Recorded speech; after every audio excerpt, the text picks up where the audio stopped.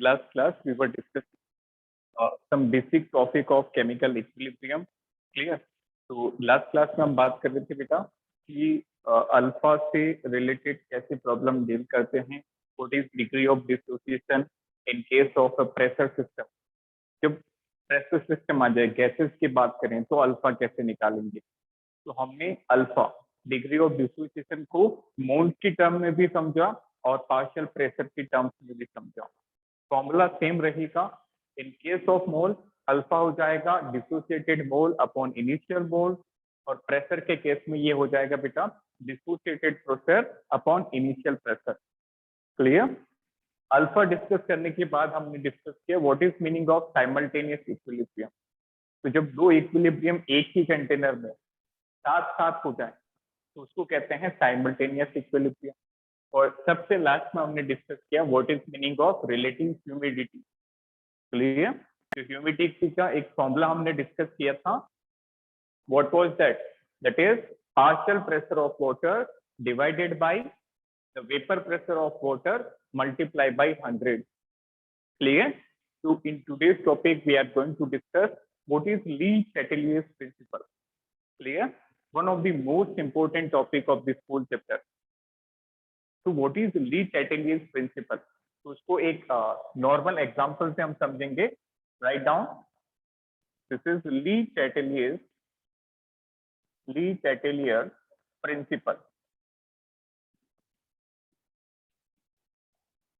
Very very important.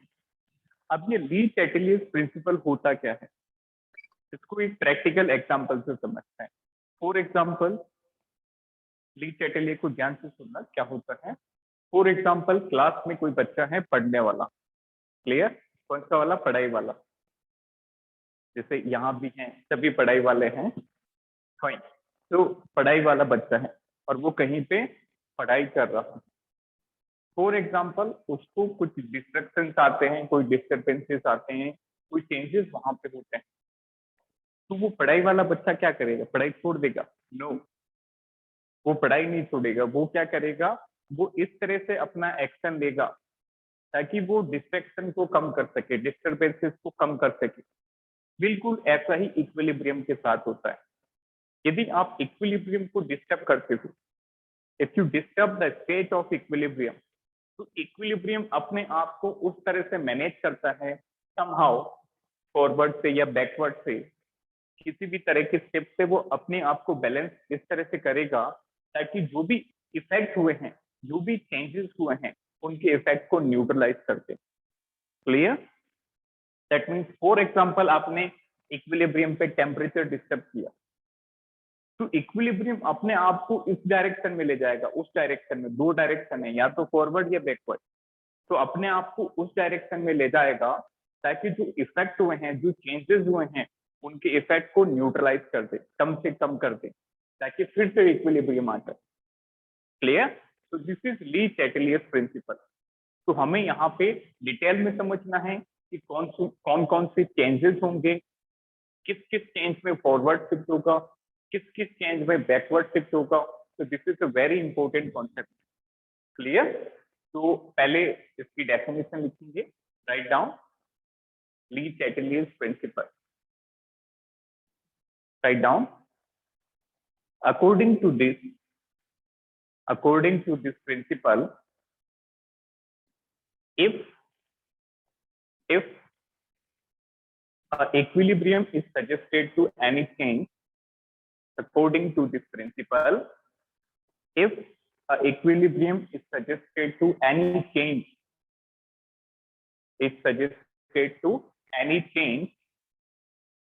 comma करके, it will shift its direction, it will shift its direction, it will shift its direction in such a way,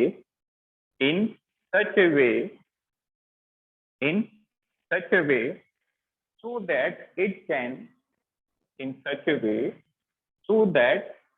can, neutralize the effect of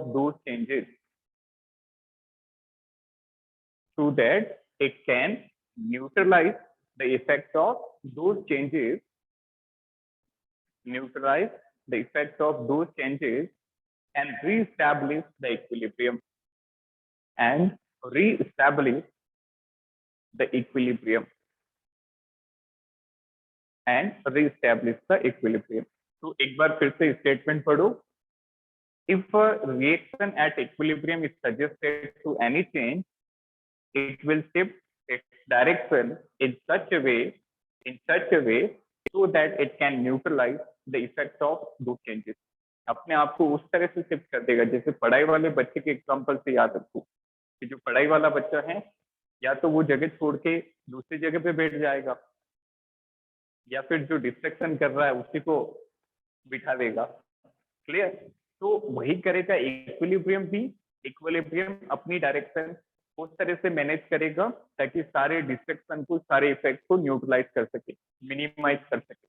clear? अब देखो क्या क्या changes होंगे, किस तरह से shift होगा, that we will discuss one by one. तो देखो बेटा, सबसे पहले इफेक्ट ऑफ कॉन्सेंट्रेशन चेंज देखेंगे.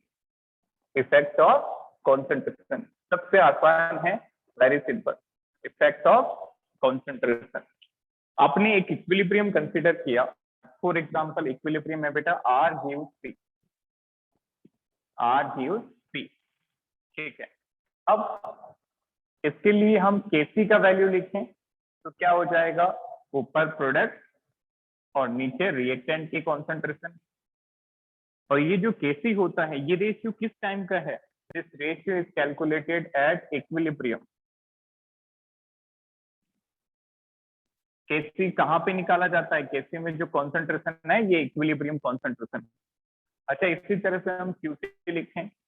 Qc क्या हो जाएगा बेटा? Concentration of P upon concentration of R, that is at any time, किसी भी टाइम पे, एट एनी टाइम t. अब देखो ध्यान से, हम यहाँ पे चेंज लिखेंगे, फिर शिफ्ट देखेंगे और फिर रिमार्क लिखेंगे. एक टेबल की फॉर्म में लिखते हैं. ठीक, यहाँ पे हम चेंजेस की बात करेंगे. Here we will talk about change, here we will talk about shift. Equilibrium अपने आप को किस तरफ ले जाएगा, और यहाँ पे रिमार्क या फिर ऑब्जर्वेशन. ठीक, सबसे पहले ध्यान से समझना, यू एडेड R, आपने रिएक्टेंट को ऐड किया,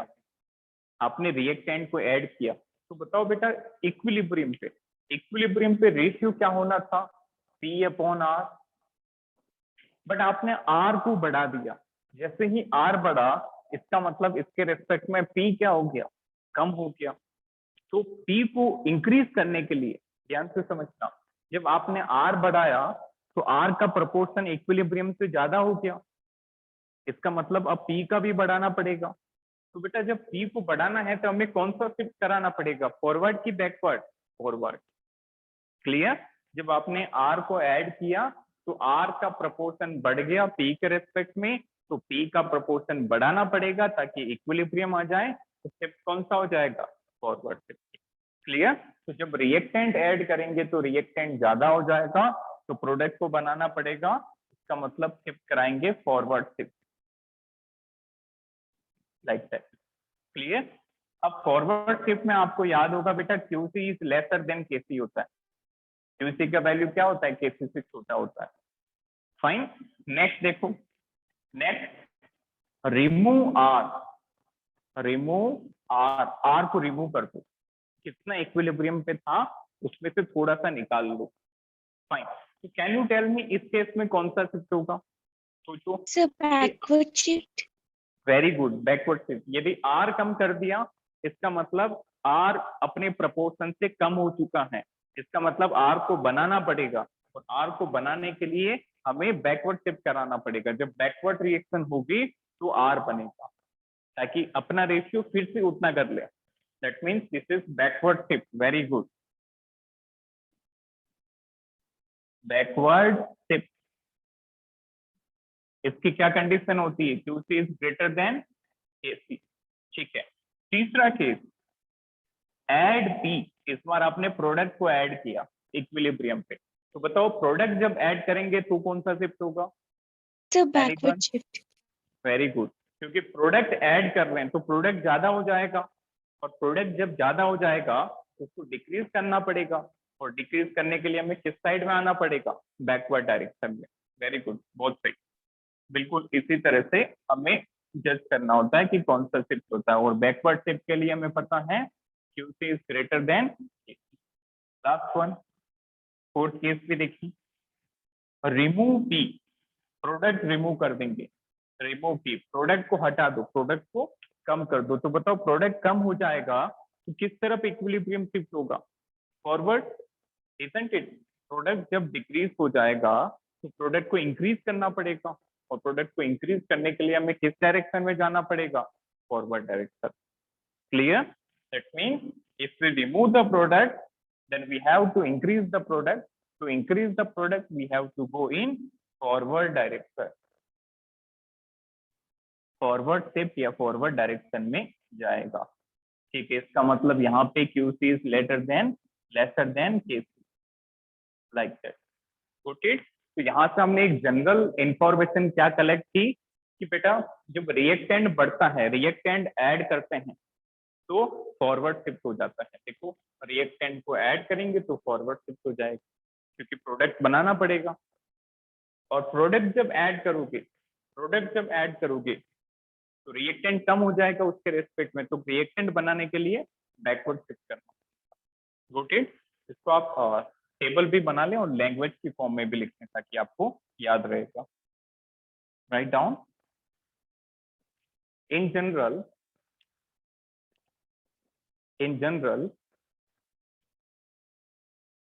if we add reactant at equilibrium, in general if we add reactant at equilibrium,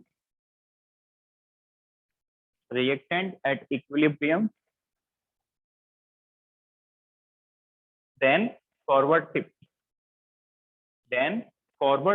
is observed,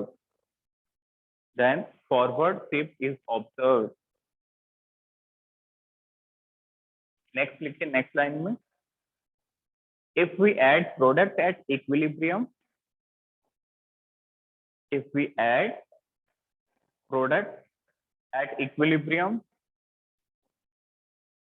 then backward shift is observed. If we add product at equilibrium, जब product add करेंगे तो हमें reactant को बढ़ाना होगा, तो कौन सा शिफ्ट हो जाएगा, backward shift. Got it? If we add product at equilibrium then backward shift is observed. ठीक है, अब देखिए बताओ कि बेटा यहाँ पे कोई सॉलिड और लिक्विड होगा तो उनको कम करने से या ज्यादा करने से क्या इक्विलिब्रियम पे इफेक्ट पड़ेगा? No sir. वेरी गुड, नहीं पड़ेगा, क्योंकि सॉलिड लिक्विड तो KC QC में आते ही नहीं है। Clear? They are not expressed in the expression of KC and QC। That means यदि कोई सॉलिड और लिक्विड यहाँ पे होगा तो उसको कम करो, बढ़ाओ, घटाओ, कुछ भी फर्क नहीं पड़ेगा। Got it? इसको भी आप नोट करके लिखें, very important. If we change the amount of a pure solid or pure liquid, if we change the amount of a pure solid or pure liquid, then there will be no shift. Then there will be no shift in the direction of equilibrium. Then there will be no shift in the direction of equilibrium. तो solid और liquid कोई भी disturbance create नहीं करता। Disturbance या तो aqueous state create करता है या गैसियस स्टेट। तो इसको बहुत ही लॉजिकली याद रखना है, रटना नहीं है। रिएक्टेंट बढ़ाओगे तो रिएक्टेंट ज्यादा हो जाएगा तो प्रोडक्ट को बढ़ाना पड़ेगा, फॉरवर्ड शिफ्ट, और प्रोडक्ट को बढ़ाएंगे तो प्रोडक्ट ज्यादा हो जाएगा, रिएक्टेंट को बढ़ाने के लिए बैकवर्ड तरफ। फाइन, अब देखो क्वेश्चन कैसे बनते हैं। टेक ए स्क्रीनशॉट, के बाद क्वेश्चन डील करेंगे। लिखा सभी ने? चलिए, एक सिंपल सा क्वेश्चन, बहुत लॉजिकल है और बहुत आसान है।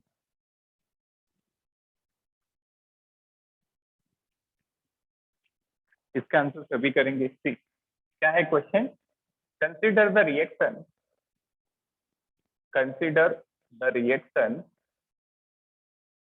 H2 gaseous plus I2 gaseous gives us 2HI. Gives us 2HI. H2 gaseous, iodine, I2 gaseous gives 2HI. Which of following is condition for forward shift? आपको अलग अलग ऑप्शंस मिलेंगे, उनमें से आपको बताना है कि बेटा फॉरवर्ड शिफ्ट किस कंडीशन के अंडर होगा। क्लियर? तो देखो सबसे पहली कंडीशन है रिमूव H2, दूसरी मल्टीपल करेक्ट है बेटा, इसमें एक से ज्यादा सही हो सकता है। क्लियर? सोच समझ के आंसर करें, अच्छा क्वेश्चन है। Remove H2, add H2, remove HI, fourth option add I2 and fifth option add HI। Fine, very simple question. बताइए सबसे पहला कि आपको क्वेश्चन रीड करिए, what you have to suggest that is condition for forward shift. वो condition create करनी है जिससे रिएक्शन फॉरवर्ड डायरेक्शन में चली जाए, इजंट इट? तो फॉरवर्ड डायरेक्शन में जाने के लिए क्या क्या कंडीशन हो सकती है? तो one by one. Remove H2, बेटा H2 रिमूव करने से बताओ कौन सा शिफ्ट होगा? Sir, H2 रिमूव forward करो, shift. H2 सोचो। The backward shift. Yes, H2 remove मतलब रिएक्टेंट हटा दिया आपने, रिएक्टेंट कम हो गया। तो रिएक्टेंट कम होगा तो किस तरफ आओगे बढ़ाने के लिए? Backward shift. क्लियर? तो रिएक्टेंट रिमूव किया तो बैकवर्ड शिफ्ट,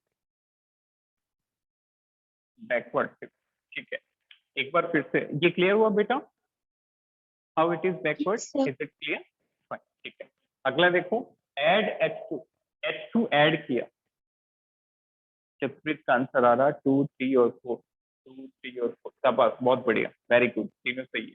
चलिए दूसरा ऑप्शन देखो, एड H2 ऐड कर दिया। तो H2 ऐड कर दिया मतलब रिएक्टेंट इंक्रीज कर दिया, रिएक्टेंट बहुत ज्यादा हो चुका है प्रोपोर्शन से, तो उसको कम करना पड़ेगा, और कम करने के लिए किस तरफ जाएंगे? Forward direction. क्लियर? तो इसका मतलब एड H2 ऐड करोगे तो फॉरवर्ड शिफ्ट, ठीक है।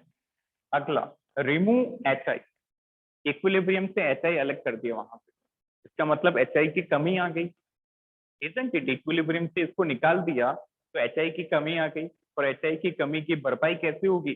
फॉरवर्ड डायरेक्शन में जाके। जब फॉरवर्ड जाओगे तो HI बनेगा, और HI की जो कमी है वो दूर हो जाएगी, फिर से इक्विलिब्रियम आ जाएगा। That means that is also forward shift. अच्छा, फोर्थ वाला बताओ, एड I2 ऐड करोगे तो क्या होगा? Iodine add, Forward shift. shift. Very good. Iodine add कर दिया मतलब आयोडीन ज्यादा हो चुका है, जितने प्रोपोर्शन चाहिए उससे ज्यादा, इसका मतलब इसको कम करना पड़ेगा मतलब फॉरवर्ड डायरेक्शन में। तो बेटा पूरा ली टेटली प्रिंसिपल इसी तरह से समझने का है, बहुत ही सिंपल है, आपको की कॉन्सेप्ट पता होनी चाहिए। तो it is forward, very good, forward shift. Next add HI, इसमें बताओ क्या होगा जब The HI ऐड backward करो? shift. Very good, Backward shift. Very good. HI जब ऐड करेंगे तो मतलब प्रोडक्ट ज्यादा हो चुका है, HI को कम करना पड़ेगा, और कम करने के लिए हमें बैकवर्ड डायरेक्शन में आना पड़ेगा। क्लियर? एक और क्वेश्चन, लास्ट क्वेश्चन, ताकि आपको और अच्छे से क्लियर हो जाए। तो इसका आंसर क्या हो जाएगा? फॉरवर्ड शिफ्ट कराने के लिए आप आयोडीन ऐड करो, सॉरी आई थिंक कुछ मिस्टेक है, ठीक है, सही है। आयोडीन ऐड करो, हाइड्रोजन ऐड करो, या HI रिमूव करो, तो इनसे फॉरवर्ड हो जाएगा, और बाकी केसेस जो थे वो बैकवर्ड शिफ्ट थे। Next, second question. अच्छा बेटा, इसमें बैकवर्ड की कंडीशन पूछी होती तो क्या होता? ये हो जाता, HI को ऐड कर दो तो बैकवर्ड हो जाएगा, H2 को रिमूव कर दो तो बैकवर्ड हो जाएगा, I2 को रिमूव कर दो तो भी बैकवर्ड। ठीक है, नेक्स्ट क्वेश्चन अच्छा है, very very good question. Consider the reaction है बेटा, CaCO3 solid gives us CaO solid plus CO2 gas. आपको बताना है condition for forward shift, condition for forward shift, reaction को फॉरवर्ड ले जाने की कंडीशन। ठीक है, पहला ऑप्शन आपको गिवन है ऐड CaCO3, दूसरा ऑप्शन है रिमूव CaO, तीसरा ऑप्शन है ऐड CO2, फोर्थ ऑप्शन है रिमूव CO2। बताइए, रिमूव CO2, वेरी सिंपल, बहुत logical. Condition for forward shift, reaction को फॉरवर्ड डायरेक्शन में ले जाने की कंडीशन। आपके पास 4 ऑप्शन है, बताइए फोर्थ कौन ऑप्शन सा। Sir remove CO2. Very good, fourth option is correct. कैसे पता चला? इनसे नहीं होगा बेटा, CaCO3 और CO से चेंज नहीं होगा, नहीं होगा, क्योंकि ये दोनों क्या हैं, ये दोनों सॉलिड हैं। तो इनको आप रिमूव करो या फिर ऐड करो तो कुछ भी फर्क नहीं पड़ेगा, तो ये तो पहले से ही कैंसिल है, क्योंकि ये सॉलिड है, सॉलिड से कुछ चेंज नहीं पड़ता। इसका मतलब हमारा जो आंसर है इस क्वेश्चन के अंदर सिर्फ CO2 की टर्म में ही निकाला जा सकता है, बट पिछले वाले क्वेश्चन में सारी गैसेस थी तो सबसे फर्क पड़ेगा। अब आपको फॉरवर्ड डायरेक्शन में जाना है, तो फॉरवर्ड में कैसे जाएंगे? CO2 को कम कर दो, जब CO2 को कम करेंगे तो प्रोडक्ट में कमी आ जाएगी। CO2 को बढ़ाने के लिए रिएक्शन किस तरफ जाएगी? Forward direction. तो आंसर इज फोर्थ। अच्छा बताओ, CO2 को ऐड करके तो रिएक्शन किस तरफ जाती? Sir backward. Backward. Backward. CO2 को जब ऐड कर देंगे तो CO2 ज्यादा हो जाएगा, उसको कम करने के लिए बैकवर्ड डायरेक्शन में जाएगी। क्लियर? तो ये था बेटा effect of concentration, very simple. Again, le Chatelier's principle is the most important topic of this chapter, even it will be help you in class 12। उतना ज्यादा काम नहीं आता, बट काफी बार ये जो टॉपिक है 12th में भी काफी बार लगता है, तो इसको अच्छे से समझते हुए चलना है ताकि ये काफी टाइम तक याद रहे और इसके सारे क्वेश्चन बन जाए। क्लियर? तो बोर्ड पॉइंट ऑफ व्यू से तो जो हमने लाइंस लिखी उतना लिखोगे तो भी सफिशिएंट है। Clear? But competition point of view से आपको ये सारी चीजें समझनी पड़ेगी कि किस तरह से रिएक्टेंट ऐड करने पे फर्क पड़ता है, प्रोडक्ट ऐड करने पे फर्क पड़ता है, या फिर फिजिकल स्टेट यहाँ पे क्या रोल प्ले करती है। तो फिजिकल स्टेट क्लियर हुआ सभी को कि सॉलिड और लिक्विड जब आएंगे तो उनमें हम बढ़ाएं घटाएं कुछ भी फर्क नहीं पड़ेगा। जो इक्विलिब्रियम डायरेक्शन है वो सिर्फ गैस से या फिर एक्वस स्टेट से डिस्टर्ब होगी। फाइन, तो ये था इफेक्ट ऑफ कॉन्सेंट्रेशन। तो इन जनरल हम 3 पॉइंट डिस्कस किए कि पहला पॉइंट था रिएक्टेंट ऐड करने से फॉरवर्ड शिफ्ट आएगा, प्रोडक्ट ऐड करने से बैकवर्ड शिफ्ट आएगा, और कोई सॉलिड या फिर कोई लिक्विड है तो उनमें चेंजेस से कोई भी इफेक्ट नहीं पड़ेगा इक्विलिब्रियम। क्लियर? Next one. अच्छा, एक होमवर्क आप लिख सकते हैं, इस पे एक होमवर्क लिख लीजिए, फिर आगे की बात करते हैं। राइट डाउन ये दोनों होमवर्क। पहला होमवर्क बेटा, रिएक्शन है PCl5 gaseous gives PCl3 gaseous plus Cl2 gaseous. आपको बताना है कंडीशन फॉर, इस बार backward shift condition. Backward shift मतलब पीछे आने की condition, reverse direction. Add PCl3 पहला ऑप्शन, दूसरा मल्टीपल करेक्ट है बेटा, एक से ज्यादा सही है। रिमूव PCl5 तीसरा option, add Cl2 fourth option, remove PCl3, like that. This is the first question. One more, एक फॉरवर्ड शिफ्ट का क्वेश्चन दे रहा हूँ। नेक्स्ट क्वेश्चन आप लिख लीजिए, ये वाला, ये बेटा 12th क्लास तक काम आएगा ये reaction. N2 gaseous plus CH2 gaseous gives 2NH3 gaseous. आपको बतानी है condition for forward shift, forward shift condition. Options आप लिख सकते हैं। पहला ऑप्शन यहाँ पे add N2 high concentration of N2, remove NH3. Third option, remove H2, remove H2. Fourth option, add NH3. Like that. इसको नोट करें, ये दोनों क्वेश्चन ऑनेस्टली आपको खुद से अटेम्प्ट करने हैं। बहुत सिंपल है और बहुत कम टाइम लगता है इन तरह के क्वेश्चन। तो ये क्लियर हुआ सभी को, ली सेटलियर प्रिंसिपल? बेटा किसी को इसमें कोई भी doubt, any doubt in this, बताइए। No, sir. फाइन, इसको नोट करें, ये दोनों क्वेश्चन आज ही ट्राई करना है।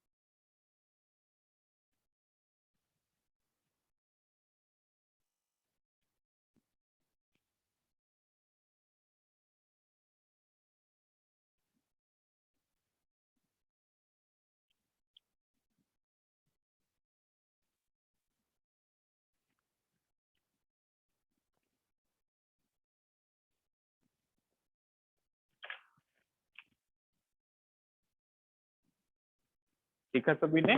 चलिए, तो ये था बेटा इफेक्ट ऑफ कॉन्सेंट्रेशन। अब देखो नेक्स्ट हम डिस्कस करेंगे effect of pressure and volume, दोनों एक साथ हो जाएंगे। किसी एक पैरामीटर को समझिए, दूसरा वाला ऑटोमेटिकली समझ आ जाएगा। ठीक, next is effect of pressure. Pressure change करने पे, जब इक्विलिब्रियम पे आप प्रेशर कम या ज्यादा करोगे तो क्या फर्क पड़ेगा? क्लियर? ठीक, सेकेंड इज, पहला हमने कॉन्सेंट्रेशन का इफेक्ट देखा, दूसरा बेटा effect of pressure change on equilibrium. ये जो प्रेशर वाला है इसी के साथ आपका वॉल्यूम वाला फैक्टर भी कवर हो जाएगा। ठीक है, देखो सबसे पहले तो हम समझेंगे, उसके बाद एक कंक्लूजन निकालेंगे और उस कंक्लूजन की ट्रिक में बता दूंगा। तो आपको बार बार इतना समझ के क्वेश्चन नहीं करना है। Getting my point? ये जो कंक्लूजन है, जो मैं टेबल बनाऊंगा वो आई कैसे, उसको पहले समझ लेते हैं। उसके बाद जो क्वेश्चन है वो जल्दी जल्दी इस टेबल से बन जाएंगे। क्लियर? तो वेरी सिंपल, एक रिएक्शन कंसीडर करते हैं। एक रिएक्शन हमने ली, N2 gaseous plus 3H2 gaseous gives you 2NH3 gaseous. ठीक है, तो आप देख के बताइए बेटा, if we talk about reactant side में कितने पार्टिकल्स हैं? How many total particle, 2 type of particle, total particle 2 4 type के। particles, वेरी गुड, 4 पार्टिकल, क्योंकि एक N2 का मॉलिक्यूल है और NH3 के मॉलिक्यूल 3 हैं, तो टोटल मॉलिक्यूल कितने हो गए? 4 मॉलिक्यूल। This is 4 molecule. और यहाँ पे बात करें तो कितने मॉलिक्यूल हैं? 2 मॉलिक्यूल। Got it? इसका मतलब बेटा हमें ये भी पता है, याद रखना कि आइडियल गैस क्या कहती है, PV is equal to nRT। यदि temperature constant, R constant, volume constant रख दिया तो बताओ प्रेशर मोल्स के किस तरह के साथ है रिलेशन? डायरेक्टली प्रोपोर्शनल है कि इनवर्सली? Directly proportional. सब कुछ कांस्टेंट कर दिया, टेम्परेचर आप डिस्टर्ब नहीं कर रहे, वॉल्यूम आपने वही रखा, R तो वैसे ही कांस्टेंट होता है, तो जैसा प्रेशर बढ़ेगा वैसे मोल बढ़ेंगे, डायरेक्टली प्रोपोर्शनल है। चलो ठीक है, इसका मतलब आपको बोला जाए कि 4 मॉलिक्यूल का प्रेशर ज्यादा होगा कि 2 मॉलिक्यूल का? whose pressure will be more? 4 molecules, 4 molecules. बहुत बढ़िया, 4 मॉलिक्यूल का वजह से जो प्रेशर बढ़ेगा वो ज्यादा होगा।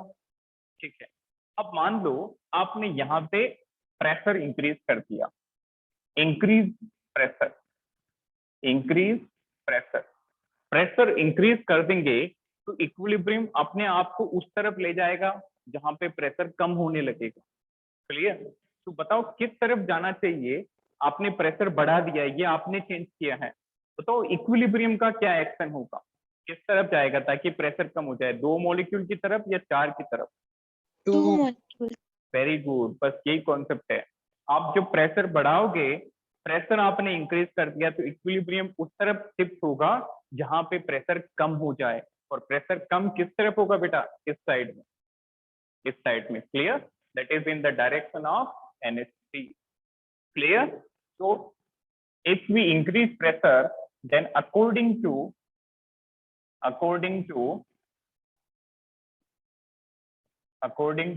Lee-Chatelier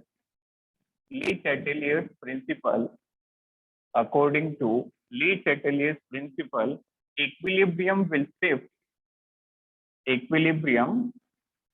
will shift in that direction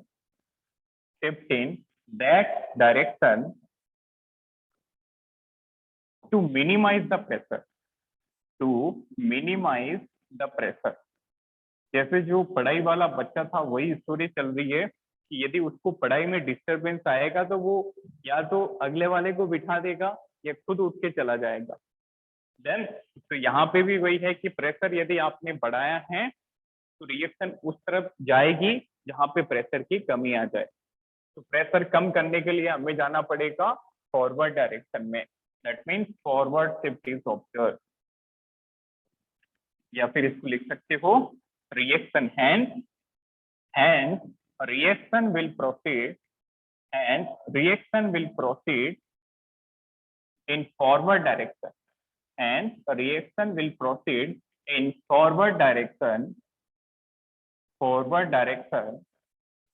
to minimize the pressure, to minimize the effect of pressure, like that। Got it?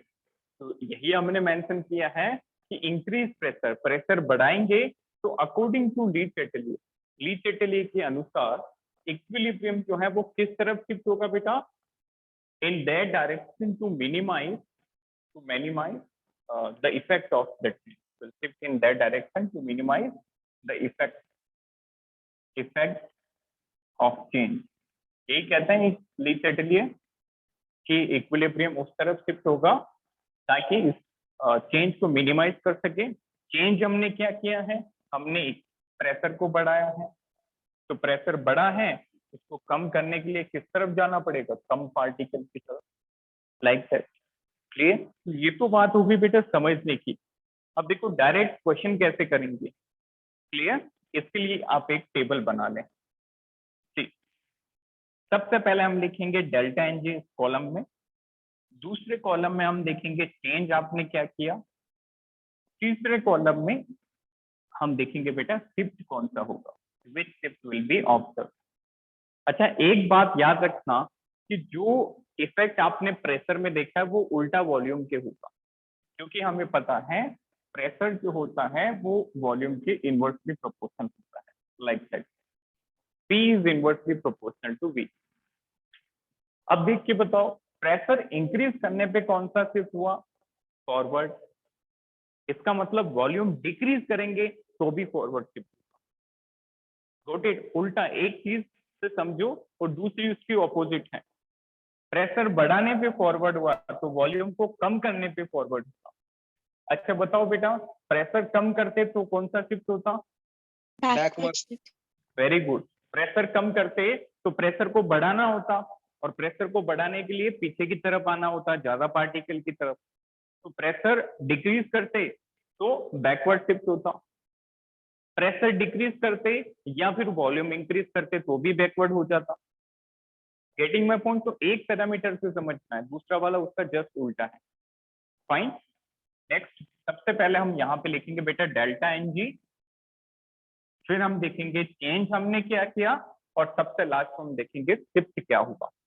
ठीक है, अब सबसे पहले डेल्टा एनजी क्या होता है उसको समझे, ये हमने पहले भी डिस्कस किया है। What is delta n g? क्या होता है बेटा, sum of coefficient of stoichiometric coefficient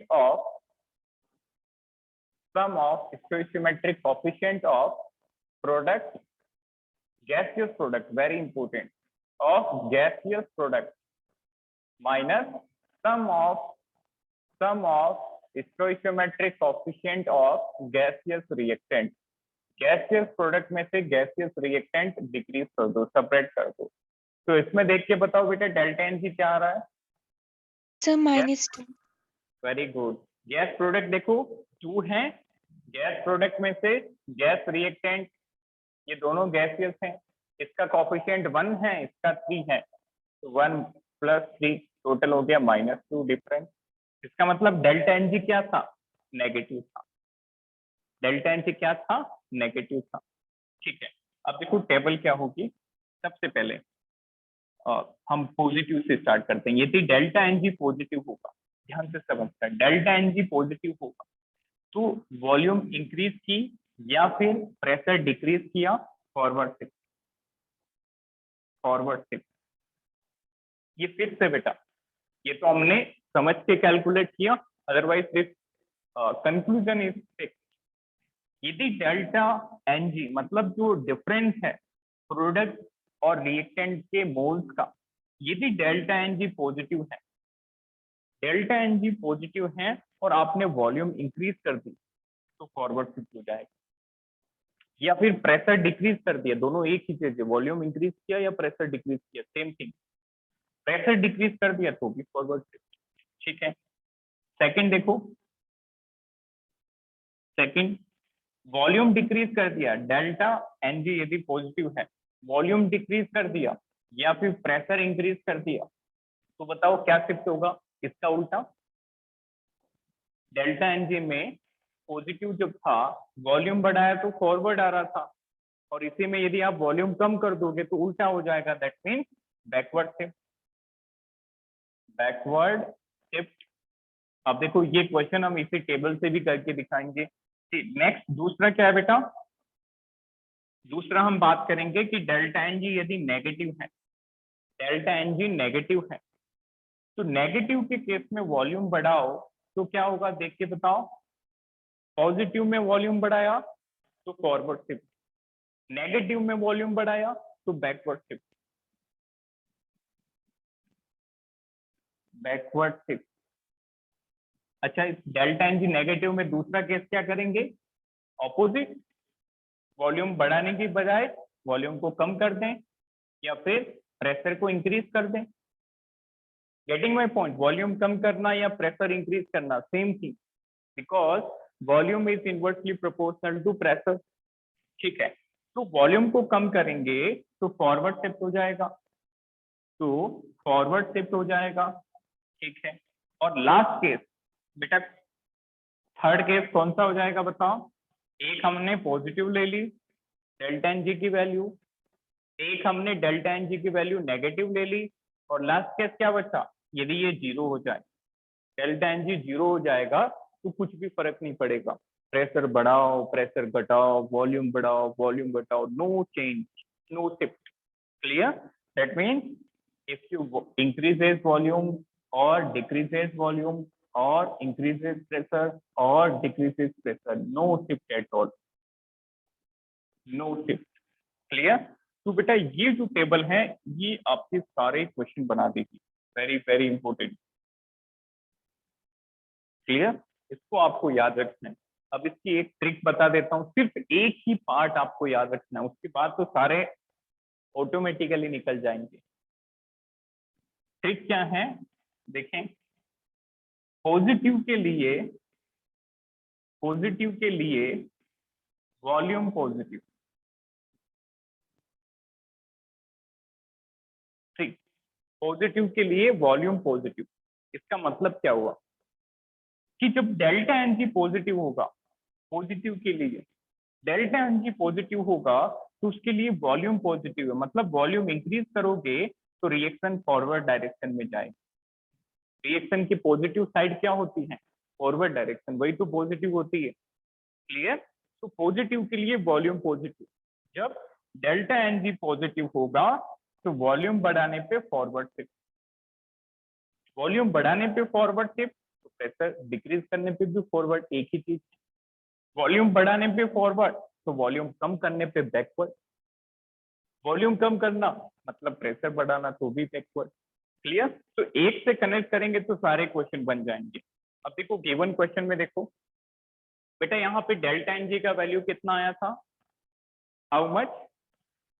check it. minus -2. Very good, -2। -2 क्या है? नेगेटिव। डेल्टा एन क्या हो गया? नेगेटिव वैल्यू आया। तो देखो डेल्टा एन नेगेटिव वैल्यू है। forward shift. Very good, delta n negative value है। ध्यान से समझना, डेल्टा एन नेगेटिव है। इस केस में वॉल्यूम बढ़ाओगे तो बैकवर्ड, प्रेशर कम करोगे तो बैकवर्ड, वॉल्यूम कम करोगे तो फॉरवर्ड, और प्रेशर इंक्रीज करोगे तो भी फॉरवर्ड। क्लियर? तो एक बार इसका स्क्रीनशॉट लीजिए। तो ये वाला पार्ट थोड़ा सा कॉन्सेप्चुअल था, हमने इसको समझ के किया। अदरवाइज ये टेबल हमें याद होगी तो क्वेश्चन हम बहुत ही कम टाइम में कर लेंगे। क्लियर? तो उसकी प्रैक्टिस करते हैं, कैसे इसको देखते हैं। Take screenshot. ये टेबल में रफ नहीं कर रहा, इसी की मदद से हम नेक्स्ट क्वेश्चन देखेंगे बेटा। बहुत सिंपल टॉपिक है। नेक्स्ट देखिए।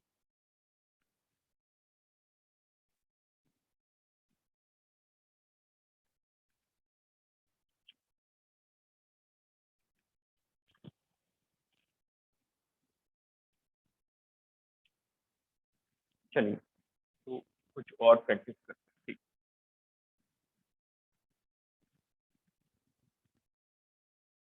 यदि ये टेबल सही से याद होगी विदाउट एनी कंफ्यूजन तो क्वेश्चन विद इन सेकेंड हम कर लेंगे। ठीक, consider the reaction, consider the reaction H2 gaseous plus I2 gaseous gives 2HI, 2HI। ठीक है, what will be the effect, what will be the effect, what will be the effect on equilibrium, on equilibrium if we increases pressure। पहला है pressure increase किया, दूसरा decreases pressure, third increases volume, fourth decreases volume. बताइए। Sir, no change.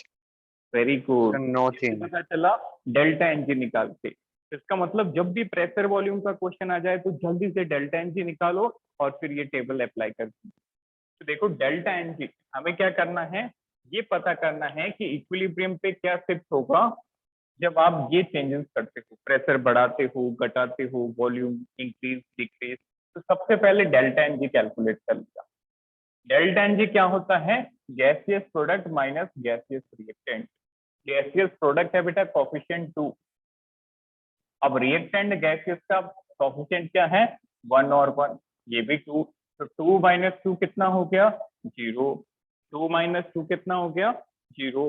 और delta N G जब 0 होता है तो कोई भी शिफ्ट नहीं होता। आप कुछ भी चेंज करो, प्रेशर या वॉल्यूम, सभी का आंसर होगा नो शिफ्ट, नो शिफ्ट। ये समझ में आया सभी को? और any doubt?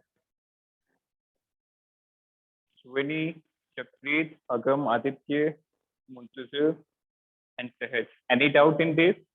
Is it clear No, to sir. all? No, sir. Okay, चलिए एक और क्वेश्चन देखें।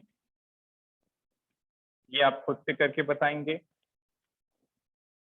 Condition for forward shift, forward shift के लिए कंडीशन बतानी है। रिएक्शन है बेटा PCl5 gaseous gives PCl3 gaseous plus Cl2 gaseous. ये रिएक्शन है, ठीक है। आपको बतानी है बेटा मल्टीपल करेक्ट है। पहला है प्रेशर बढ़ाएंगे तो फॉरवर्ड होगा या प्रेशर घटाएंगे। तीसरा है वॉल्यूम इंक्रीज करेंगे या फिर वॉल्यूम डिक्रीज करेंगे, वॉल्यूम कम। Very simple problem. सबसे पहले डेल्टा एन निकाल के बताओ क्या आ रहा है? Sir, 1. आ रहा है सभी के 1 इज करेक्ट। गैसियस प्रोडक्ट का कोफिशिएंट माइनस गैसियस रिएक्टेंट का कोफिशिएंट। देखो प्रोडक्ट का कोफिशिएंट 1 यहाँ पे है, 1 यहाँ पे है, तो टोटल कोफिशिएंट क्या हो गए प्रोडक्ट साइड में? 2 minus gaseous reactant is 1, like that. तो ये हो गया बेटा 2 माइनस 1 इज 1। इसका मतलब पॉजिटिव है या negative? 1 is the positive value, that means delta n g आ गया पॉजिटिव। तो बताओ पॉजिटिव के लिए फॉरवर्ड शिफ्ट की क्या कंडीशन है? Sir, option second and third. Very good, option second and third. Delta n g positive आने पे या तो वॉल्यूम इंक्रीज करोगे तो फॉरवर्ड होगा, या फिर प्रेशर डिक्रीज करोगे तो फॉरवर्ड होगा। प्रेशर डिक्रीज करो ये वॉल्यूम इंक्रीज करो। Very simple question. तो for forward shift either you can decrease the pressure or you can increase the volume, that's it। यदि बैकवर्ड पूछा होता डेल्टा एनजी पॉजिटिव में तो क्या ऑप्शन होता बेटा? वॉल्यूम डिक्रीज या pressure increase, first and fourth. Clear? तो नोट इट डाउन। तीसरा इफेक्ट है टेम्परेचर का, जो सबसे आसान है, उसमें ज्यादा दिमाग नहीं लगाना होता है। तो le Chatellier overall it is a very interesting topic।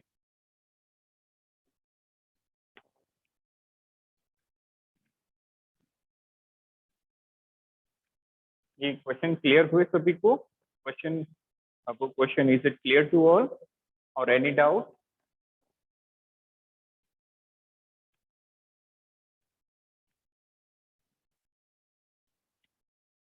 Fine.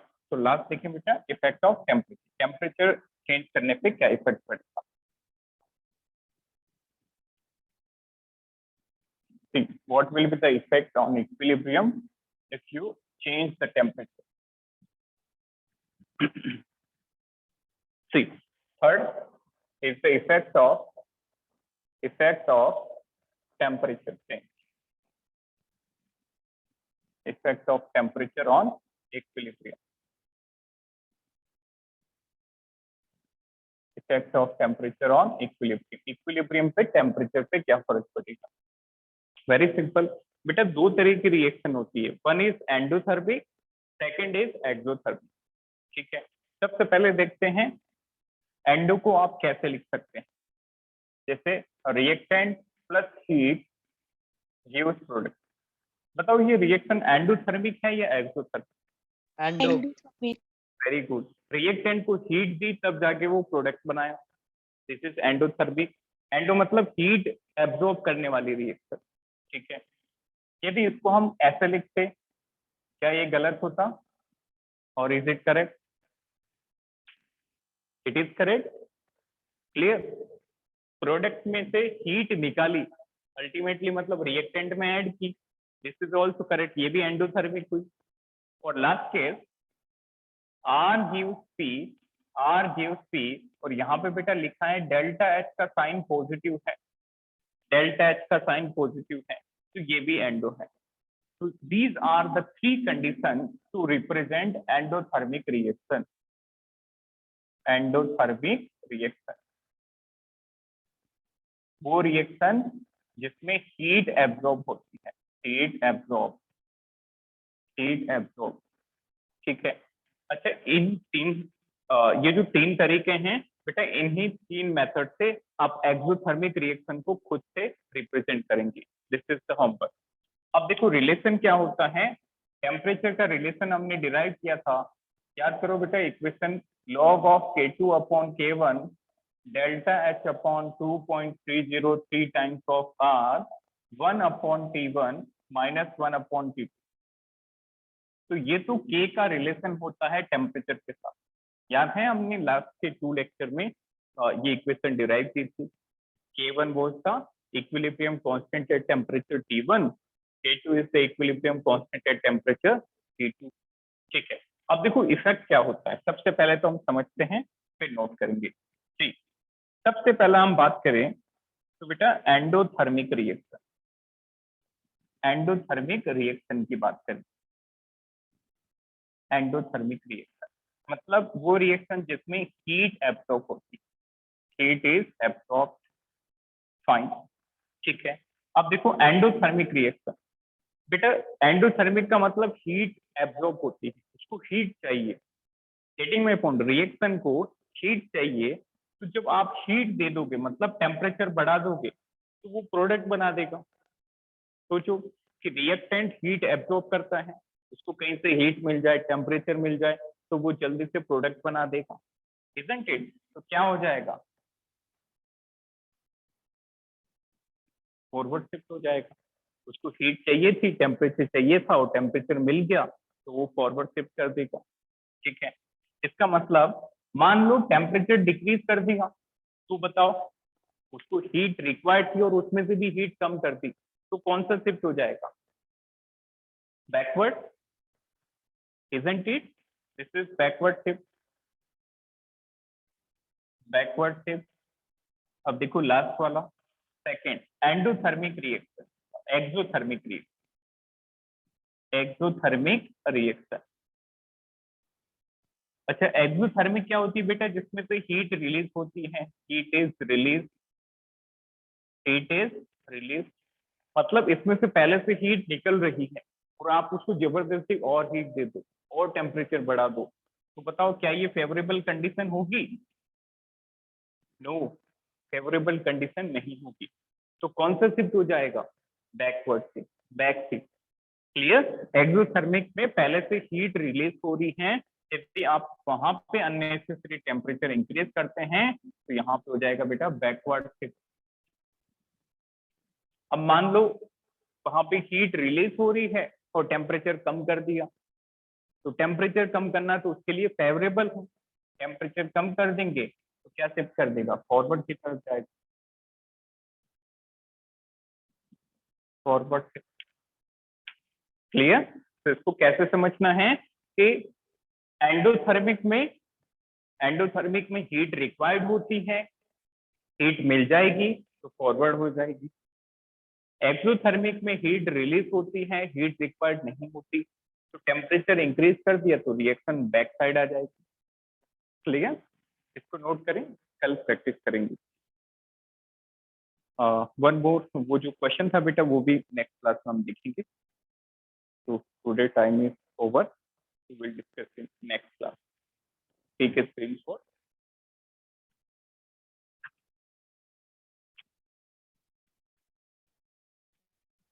ये समझ में आया सभी को किस तरह से हमें रिलेट करना होता है temperature? Yes, is sir. It clear for? ठीक है, तो बेटा इसके क्वेश्चन हम नेक्स्ट क्लास में देखेंगे। ठीक है, thank you, have a nice